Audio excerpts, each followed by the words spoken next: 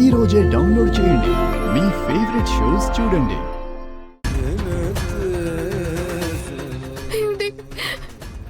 మీకేమైందండి? కళ్ళు తెరవండి. Doctor doctor ఆయనకి ఏం కాదు కదా డాక్టర్?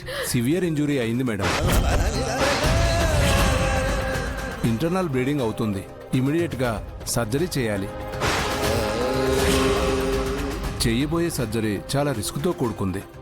కొంచెం అటు ఇటు అయినా పేషెంట్ బ్రెయిన్ డెడ్ అయ్యి కోమాలోకి పోవచ్చు. ప్రాణాలు పోయినా పోవచ్చు.